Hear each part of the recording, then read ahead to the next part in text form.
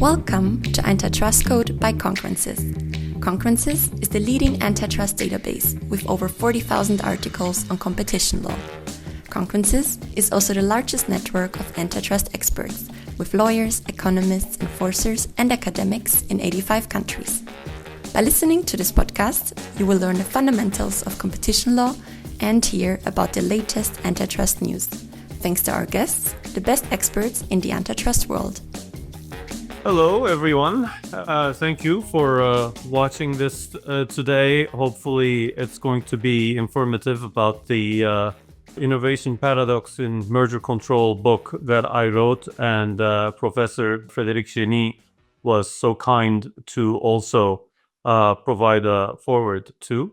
Now I am with him, and this topic is very dear to our hearts, the topic being innovation considerations in merger control. I was very privileged and honored that he found that this book of mine has added something new into this debate, which is not an easy feat, especially when it is his eyes reviewing the matter.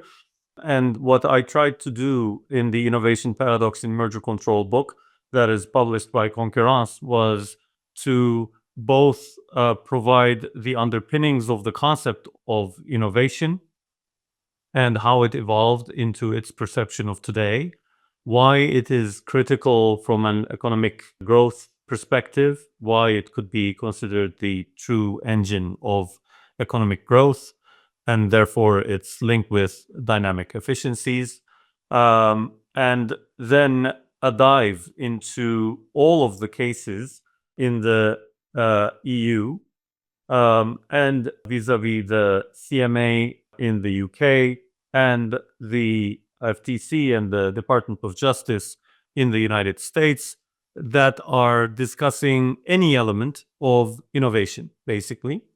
Some of them are paying lip service to innovation. There is talk of innovation, but it's not really a discussion of innovation that will be germane to the ultimate outcome of the case that they have at hand. Still, it is covered. And some of them are putting right in the center of their attention the concept of innovation, typically with fear, with concerns that innovation might be negatively impacted if the concentration at hand were to be allowed. So now today we're going to have a conversation with Fred, who needs no introduction, but still I will give a different type of introduction. Frédéric Jenny is probably one of the top academics, judges, and also regulators by way of background in the world. He has been at all sides of the table. He has been extremely influential, not only in the shaping of practice in France, but also in a lot of markets, including quite a bit of developing markets. He certainly has not been shy in traveling around the world for competition law purposes, which means he has been spreading the word, his word, and also the word of reason for a very, very long time. With that intro, I'd like to turn it over to Fred. I think the format is going to be that he's questioning me a bit as well, but I asked his patience in me asking him questions or asking for his opinion on the same question as well, because he has been through and through reading the book and he knows where its shortcomings are or what the fundamental thesis that he might not be agreeing with.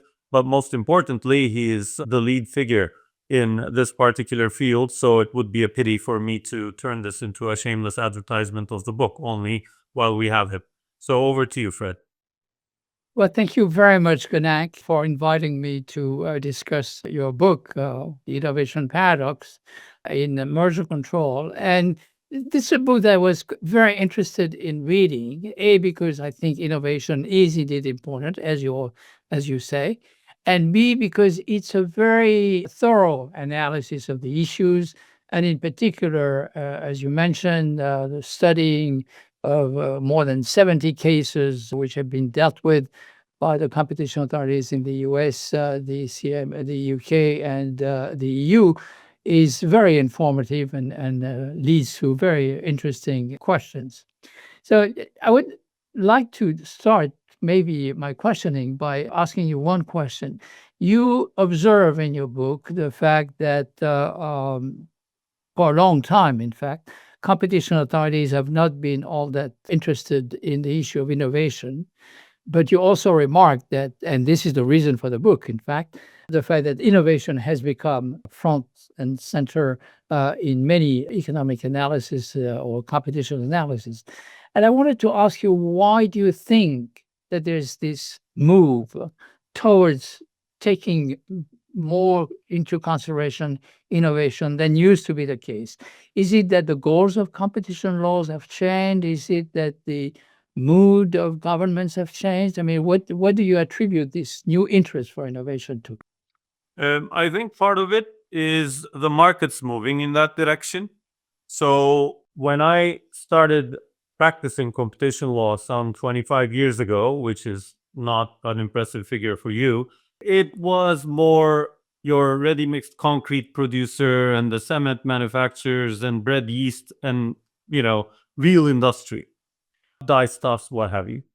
And the markets have evolved into the digital sphere so significantly that competition authorities had to harbor new ideas of evolution of markets. So I think while the conversation that competition should be looked at not as a snapshot, but as a process is not a new conversation, and it has been around for definitely more than 25 years, the actual practice of it has come a bit late. And competition authorities themselves have started realizing that there is an evolution, and that evolution needs to be protected going into the future as well. And a large part of it is the innovation process, the innovation motivation in the markets. Dynamic efficiencies have been discussed for a very long time. I remember writing another book and publishing it back in 2001. The Turkish Competition Authority had published it. And the name of the book was from a law and economics perspective, the prime objective of competition law. And I remember devoting a large chunk of time and energy on dynamic efficiencies being the particularly important locomotive in cost efficiencies, allocative efficiencies, dynamic efficiencies, kind of a triage. And there was good authority from a doctrinal perspective. So people were not overlooking dynamic efficiencies when it came to the theory. But I think in practice, it kicked in with the markets moving into that direction. Not only the digital markets, pharma markets as well, and what have you. And some cases have presented a low-hanging fruit as well, because some pharma cases have FDA approval processes and, phase 1 development, phase 2 development, phase 3 development. So you have a very clear pipeline. And as an antitrust authority, you really can prima facie take a dive into what is going to happen in the future in terms of product development. That has also, I think, inspired competition agencies quite a bit in at least hitting bullseye in enforcement in these spheres. And then it became contagious to some other markets. We have seen it in McDonnell Douglas. Boeing matter actually was quite pleasant because there was competition capacity being discussed there as well. Maybe a vague attempt to also discuss it in Dow DuPont, but I think Dow DuPont in general is a disastrous case for reasons discussed in the Innovation Paradox and Merger Control book. But a short version of the answer is, I think the evolution of the markets has demanded that competition authorities find a new appetite for what has been under their nose, what they have been paying some tribute to, but what was not moving into the center of their attention. Now, one of the things that you mentioned at the same time is the fact that competition authorities have been, I'm not sure that you used the word, but that's the idea, have been dismissing out of hand dynamic efficiencies. But how does that fit with what you just said, which is the fact that they have become convinced that this is an important issue that they should look at? It marries into this conversation in the following way, and this is the paradoxical bit. that gives a bit of a name to the book as well. When it comes to articulating a concern, when it comes to defending competition as such, competition authorities have been quick to embrace the existence of dynamic efficiencies and have been quick to assume that it's quite fragile too. But when it comes to allowing defense counsel to run with arguments of dynamic efficiency, to run with certain arguments that make it not a point of concern, but rather a shield or in favor of the transaction at hand, then competition authorities have been quick to dismiss it as not articulable, not calculable. This is narratives only. Whereas in a lot of the cases where competition authorities build their own theory of harm on innovation, you still see only references to general economic literature, sometimes a bit more innovation-specific literature, a lot of scaremongering, but very little articulable and direct language on how that harm comes about. There is a speculative nature there, so it should have been understandable that there will have to be a speculative nature in the defense too. In fact, and this is something I'm also discussing in the book, if anyone should be allowed to be a bit more speculative in this field, probably one should give the benefit of the doubt to the defense counsel or the parties representing the transaction before the authorities, because they only have the data of the applicant parties. And typically, the discussion on innovation effects require all of the stakeholders' data in that relevant market and a capturing of the entire ecosystem and what's going on. So if we don't have competition authorities that truly have a genuine appetite to capture innovation effects, it is quite easy and convenient to be dismissive.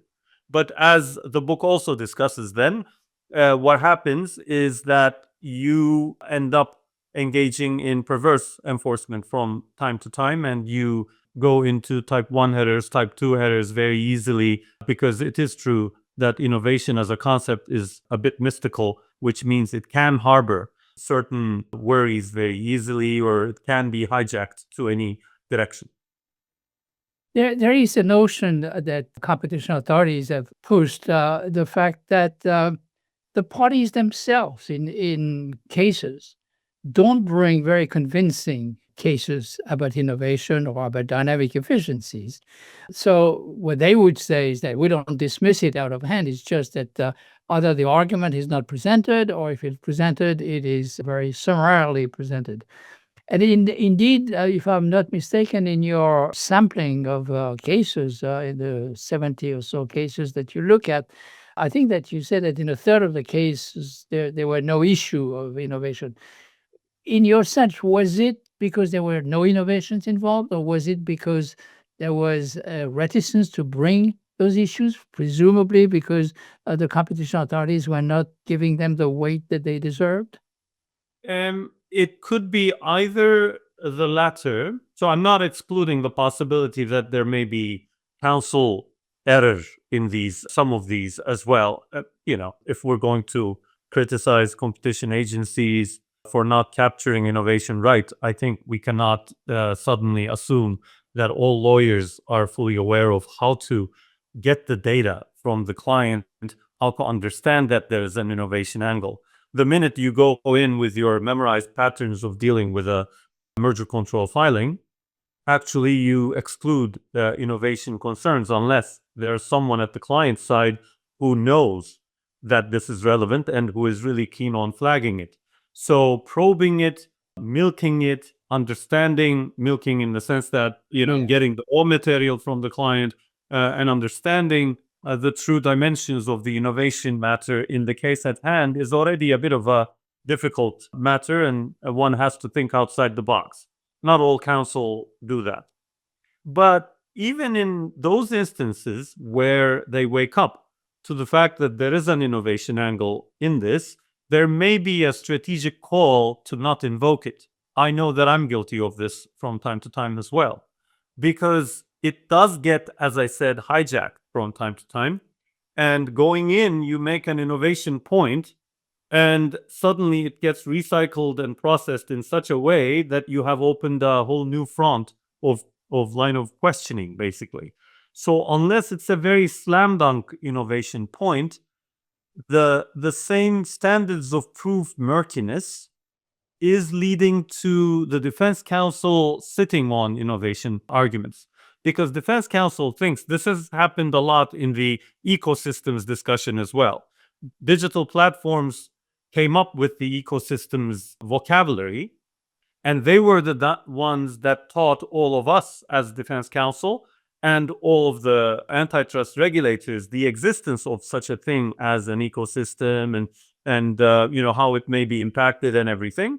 And ultimately, where we ended up was competition agencies suddenly coming up with completely different theories of harm on the ecosystem. So they picked the ball and ran with it in such a way that the defense counsel that introduced these arguments felt net they may have gained 2 units of ground, and they have opened up 500 fronts of ecosystem inquiries.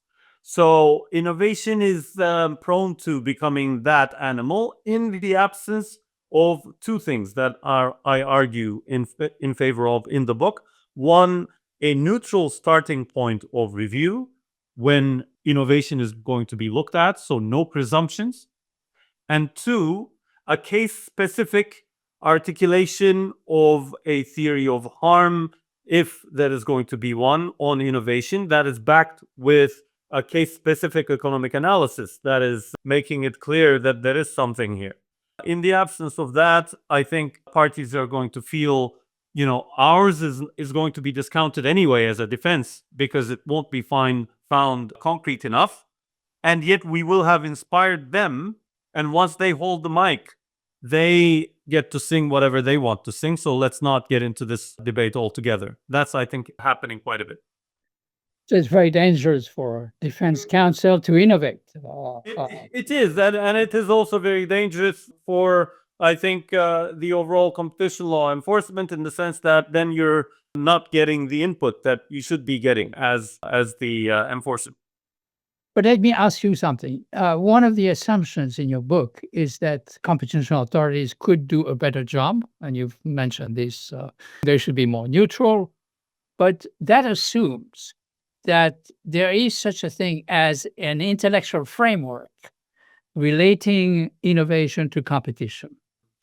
One of the questions which is being debated is whether economic analysis, and in particular macroeconomic analysis, gives us such a framework, or whether there is a lack of understanding by economists, really, of the complex relationship between competition and innovation. There's a very simple kind of macroeconomic view that competition must be good for innovation. But when you go into detail of why it is good, or in which cases is it good, and in which cases might it slow down innovation, you get, from the theoretical point of view, a very murky set of considerations by economists. And you have Schumpeter on one side, you have Arrow on the other side, you have people in between, like Aguillon. So my question is, are you asking competition authorities to do something that they are unfit to do because they don't have the framework to do it?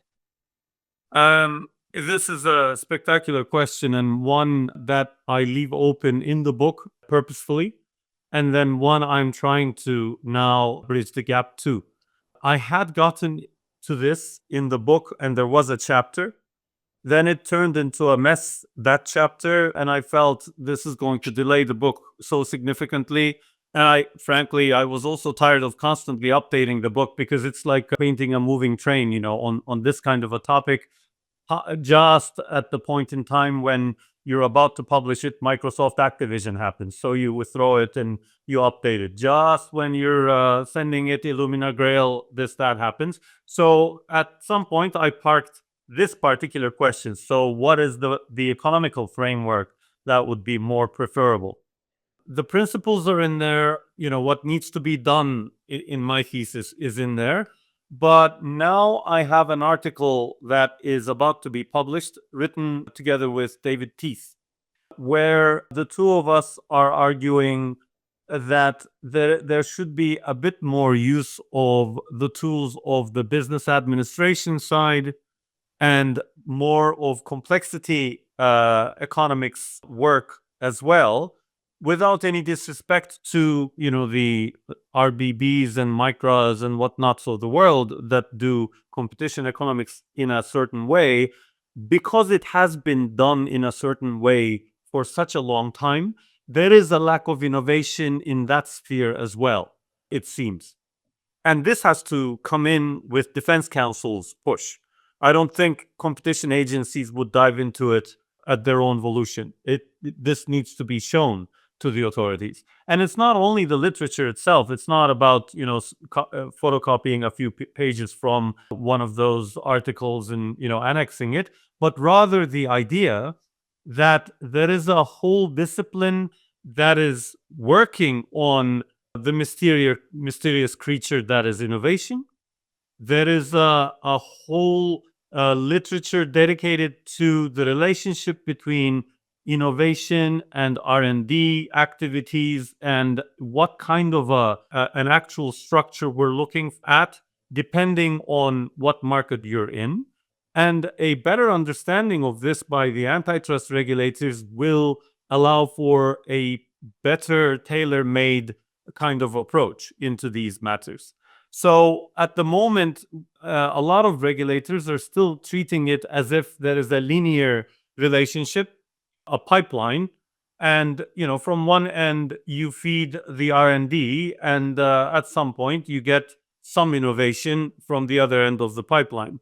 Whereas this is a very zigzaggy matter. You fail a lot. There are a lot of companies that set sail on innovation, and because the innovation doesn't come in with the timeline that they hoped, they go bankrupt and all that. We exclude all of this from all of our analyses, and we do a hindsight kind of analysis. This happens a lot. People look, and I don't intend to discuss that transaction here, but just to give an example, people look at Meta WhatsApp, and in conferences today, a lot of people academically say, well, that should not have been allowed, or at least not that easily. And a lot of people nod in the audience. But back in the day, we were all there when this was being proposed as a transaction. And the monetization was obscure, and a lot of these kinds of transactions have failed too. So holistically, one needs to look into this, and holistically, one needs to capture how can we protect the innovation with its dynamics in this market. This is a very important point close to your heart too. I know we have spoken with you on this topic in Paris last year. And this requires a look particularly into innovation capacity as a concept as well. Because if we don't get enough understanding of what the innovation capacity is, which is a case-specific analysis, then really all we discuss is how motivation for innovation could be impacted. I'm not saying it's not important, but it cannot be the only controlling factor of innovation analysis. There's actually more to it than the innovation motive being impacted. Now, I think that you're right on two levels. First of all, there hasn't been enough communication between the business school economists or the business strategy economists and the competition economists. And as a result, we have a very simplistic view of how the management of firms leads to competition. The second thing is that you're absolutely right that looking at incentive is a starting point. But it's only a starting point. We at the OECD, for example, we had two roundtables recently precisely on those topics. First of all, when you look at the relationship, at what concentration does to incentives in terms of innovation, and if you look at the incentive for the merging parties as well as the incentive for the competitors to react or not to react to the incentive to the innovation of the merging parties, you find that there's a very complex array of cases. There's a good Japanese paper that talks about 7 different relationships and they are not all consistent with each other. The second thing is capacity. Absolutely right. And I'm a bit more gentle with the Dow DuPont merger decision because it was the first one where At least. there was an attempt to really look at capacity Very as an element. Okay. But an attempt, I said. Yeah. But unfortunately, there's a third dimension, which is very hard to control, which is management. The quality of the management. You referred earlier to the Boeing McDonnell Douglas merger. Yeah. This is an excellent example of a merger where clearly the merging firm had the capacity to innovate and to be a leader on the market. And this was one of the competition concerns expressed by certainly the European Union.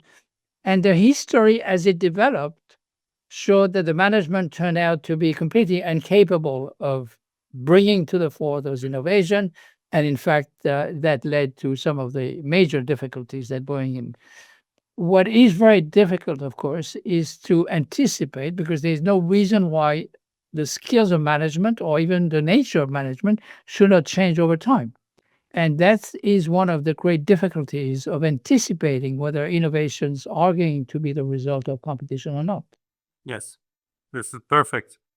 Well, with that, I think we can wrap it up. I hope this was interesting for people who dedicated the time into it. Certainly, it was very informative and interesting for me. We share a platform with you quite frequently, and we get to see each other frequently, which is my luck. But still, even with that, I always find out new layers of your ideas about this particular topic and about others. Thank you so very much for dedicating your time to this. I hope it was interesting for people in the audience as well. And I really encourage people to read your book. It's a very interesting book on an extremely important topic. Very kind of you. Thank you very much. You listened to an episode of Antitrust Code by Concurrences. If you want to read more about this topic, check the Concurrences website, where you can find all relevant articles. Follow us on Twitter @CompetitionLaws and join the Concurrences group on LinkedIn to receive updates on our next podcast.